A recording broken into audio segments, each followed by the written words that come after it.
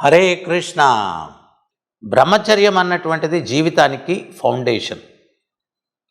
5 సంవత్సరాల వయసులో గురువుగారి దగ్గరికి వెళ్ళి గురువుకి శరణాగతి పొంది 25 సంవత్సరాలు వచ్చేంత వరకు కూడా అసలు శాస్త్రం ఏంటి అంటే ఎడ్యుకేషన్ని కూడా 4 విభాలుగా విభజించారు.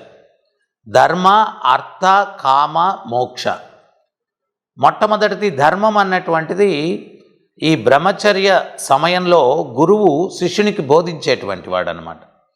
అంటే నేను ప్రభుపాదుల వారు చెప్పింది ఎప్పుడూ చెప్తూ ఉంటాం కదా, గవర్నమెంట్ లాస్ ఉన్నాయి, వాటిని బ్రేక్ చేస్తే గవర్నమెంట్ పనిష్ చేస్తుంది. నేచర్స్ లాస్ ఉన్నాయి, దానికి అగ్నెస్ట్ పోతే నేచర్ పనిష్ చేస్తుంది. ఆ నేచర్స్ లాస్ ఏంటి అని తెలియపరిచేటువంటిదే ధర్మం. అది శాస్త్రాల్లో ఉంటుంది. అంటే మనిషి ఈ ప్రకృతిలో జీవించేటప్పుడు సుఖశాంతులతో ఉండాలా అంటే ఏమి చెయ్యొచ్చు, ఏమి చెయ్యకూడదు అనేటువంటిది తెలియపరిచేటువంటిదే ధర్మం. శాస్త్రం అంటే అంతే, డూస్ అండ్ డు నాట్స్. అదేదో పెద్ద శాస్త్రం అనగానే భయపడేది కాదు, జీవిత విధానాన్ని తెలియపరిచేటువంటిదే శాస్త్రం అనేటువంటిది. అది బ్రహ్మచర్యంలో తెలుసుకొని గృహస్థాశ్రమం అక్కడేంటి అంటే నేను విద్యా విధానంలో ధర్మ, అర్థ, కామ, మోక్షాన్ని. సో అర్థం జీవించడానికి డబ్బు ఎట్లా సంపాదించాలా, కామం జీవితాన్ని ఎట్లా అనుభవించాలా, చివరిగా ఏంటి అంటే మోక్షం.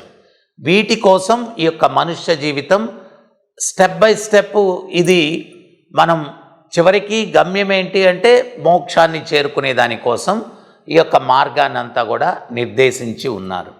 కానీ ప్రస్తుత సమాజంలో ఏంటి అంటే చాలా వరకు కాటికి కాళ్ళు చాపి ఉన్నా కానీ వీడింకా అనుభవించాలా, డబ్బు సంపాదించాలా, ఇదే ధ్యాస.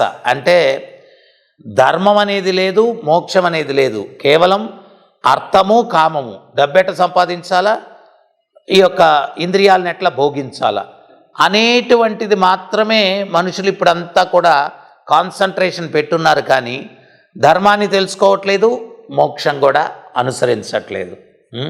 సో వయస్సు ప్రోగ్రెస్ అవుతూ ఉంటే మనం ఆ మోక్షం కోసం తీవ్రతని పెంచుకుంటూ ఉండాలన్నమాట. పూర్వానికి ఎవడో చరిత్రలో అమృత అని ఒక వ్యక్తి ఉన్నాడంట. వాడు యమధర్మరాజు కోసం కఠోరమైన తపస్సు చేశాడు. యమధర్మరాజు ప్రత్యక్షమయ్యాడు. నాయనా నీకేం కావాలన్నాడు. నాకు మృత్యువు లేకుండా వరాన్ని ఇమ్మన్నాడు. యమధర్మరాజు అన్నాడు, మృత్యువు నాకు కూడా ఉందవి, నీకెట్లా ఇవ్వగలను, నాకు లేనిది, ఇంకేదన్నా అడుగు అన్నాడు. సరేనయ్యా, నాకు మృత్యు సమయం ఆసన్నమయ్యేదానికి ముందే ఇంటిమేషన్ లెటర్ ఒకటి పంపించండి, నేను మోక్షానికి ప్రిపేర్ అవుతాను, అంతవరకు జీవితం ఏదో అనుభవిస్తుంటాను అన్నాడు. యమధర్మరాజు సరేనని చెప్పాడు. వీడు యమధర్మరాజు దగ్గర నుంచి మృత్యువుకి ఇంటిమేషన్ లెటర్ వస్తే ముందు అప్పుడు మోక్షానికి ప్రిపేర్ అవ్వచ్చు అనే దృక్పథంతో ఇంద్రియాలు భోగిస్తూ జీవితాన్ని గడుపుతూ ఉన్నాడు. ఒకరోజు ఆడ అలంకరణ అవ్వడానికి అద్దం ముందు నిలబడ్డాడు. నిలబడితే వెంట్రుకల యొక్క రంగు తెల్లగా అవుతూ ఉంది. అప్పుడు వాడేం చేశాడు, రంగు వేసుకున్నాడు అనమాట.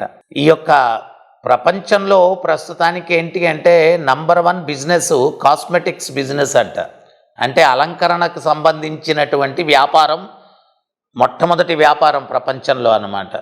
ఎవరికో ఒకడికి 8 ఎంట్రుకలు ఉన్నాయంట నెత్తిన. వాడు మంగళ షాప్కి వెళ్ళాడంట. ఆ మంగళవాడు చూసి, ఏమయ్యా వీటిని లెక్క పెట్టమంటావా, కత్తిరించమంటావా అన్నాడంట. వాడన్నాడంట కలర్ అయ్యి అన్నాడంట. సో ఇట్లాంటి వ్యామోహాలు ఉంటాయి. వీడేం చేశాడు, తెల్లబడంగానే రంగు వేసేసుకున్నాడు. ఇంకొన్ని రోజులకి కళ్ళు మసకబడ్డాయి, అద్దాలు పెట్టుకున్నాడు. కొన్ని రోజులకి పళ్ళు రాలిపోయాయి, పెట్టుడు పళ్ళు పెట్టుకున్నాడు. కొన్ని రోజులకి కాలు చెయ్యి పడిపోయింది, కర్ర ఊతం తీసుకున్నాడు.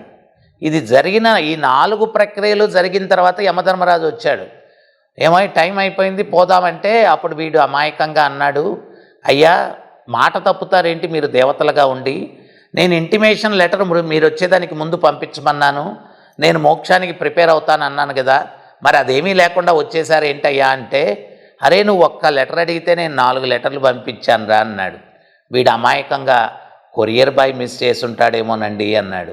ఒరే నేను పంపించేది పేపరు పెన్నుతో రాసి పంపేది కాదురా, నీ వెంట్రుకలు తెల్లబడ్డాయి, అది మొదటి లెటరు. కళ్ళు మసకబడ్డాయి, రెండో లెటరు. పళ్ళు రాలిపోయాయి, మూడో లెటరు. కాలు చెయ్యి పడిపోయింది, నాలుగో లెటరు. తర్వాత నేను వచ్చాను అన్నాడు. అంటే దీని సారాంశం ఏంటి అంటే, జీవితంలో శరీరం అనేటువంటిది బలహీనపడుతూ ఉంది అంటే నువ్వు అర్థం చేసుకోవాల్సింది ఏంటి అంటే, ఏ క్షణానైనా కానీ మృత్యువు ఆసన్నం కాబోతూ ఉంది, ఈ యంత్రం పని అయిపోతూ ఉంది. అప్పుడు ఆ మృత్యువు ఆసన్నం అయ్యేదానికి ముందు నేను ఏం చేయాలా? పరీక్షిత్తు సుఖదేవ్ గోస్వామిని అదే అడిగాడు. 7 రోజుల్లో నేను మరణిస్తాను అని శాపగ్రస్తుడైన తర్వాత, మనిషి జన్మ ఎత్తిన తర్వాత మృత్యువును చేరుకోబోయే లోపల సాధించాల్సిన కార్యక్రమం ఏంటి స్వామి అని చెప్పి గురుదేవుడైనటువంటి సుఖదేవ్ గోస్వామిని పరీక్షిత్ మహారాజ్ అడిగాడు. సో సాధించాల్సింది ఏంటి అంటే, అంత్యకాలే నారాయణ స్మృతి. అంత్యకాలంలో శరీరాన్ని వదిలిపెట్టే లోపు మనకు చాలామందికి సందేహాలు కలుగుతాయి. ఏమని అంటే, గురువుగారు తర్వాత జన్మ ఏమై ఉంటుంది, ఎట్ట తెలుస్తుంది అని చెప్పి. దానికి భగవద్గీతలో భగవంతుడు చెప్తూ ఉన్నారు, యం వాపి స్మరన్ భావం త్యజంత్వంతే కలేవరం త్వంతం ఏవతి కౌంతేయ సదా తద్భావభావిత. జీవితాంతం ఎటువంటి పనులు చేస్తావో దాన్ని బట్టి మృత్యు సమయంలో నీ చైతన్యం స్థిరమవుతుంది.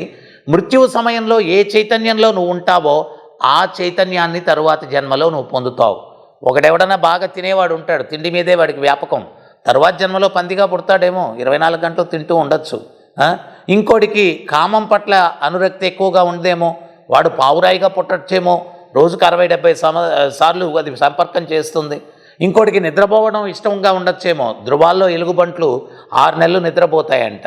ఇంకోటికి కొట్లాడడం ఇష్టమేమో, సింహంగానో పులిగానో పుడతాడు. ఈ రకంగా వాడు పెంపొందించుకున్నటువంటి చైతన్యాన్ని బట్టి తరువాతి జన్మ అనేది నిర్ణయింపబడుతుందని భగవంతుడు చెప్తున్నాడు. అందుకని ప్రహ్లాదుడు చెప్పినట్టుగా కౌమార ఆచరతే ప్రాజ్ఞం, ఉగతలిసినప్పటి నుంచి కూడా ధర్మం ఏంటో తెలుసుకొని ఆ ధర్మానికి అనుగుణంగా మనల్ని శిక్షణ ఇచ్చుకుంటూ మన చైతన్యాన్ని ఆ ధర్మం పట్ల పెంపొందించుకొని చివరిగా అంత్యకాలే నారాయణ స్మృతి, ఆ కృష్ణుణ్ణి రాముణ్ణి ఆ యొక్క నారాయణుణ్ణి స్మరిస్తూ శరీరాన్ని వదిలిపెడితే అప్పుడు మళ్ళా తిరిగి ఈ కుళ్ళు ప్రపంచంలోకి, ఈ దుఃఖాలయంలోకి, జన్మ మృత్యువు ముసలితనం వ్యాధి అనేటువంటి దుఃఖాలు ఈతి బాధలు ఉండేటువంటి ఈ ప్రపంచంలోకి మళ్ళా రాకుండా ఆనందాలయమైనటువంటి ఆ వైకుంఠాన్ని చేరుకునేదానికి అవకాశం ఉంటుంది.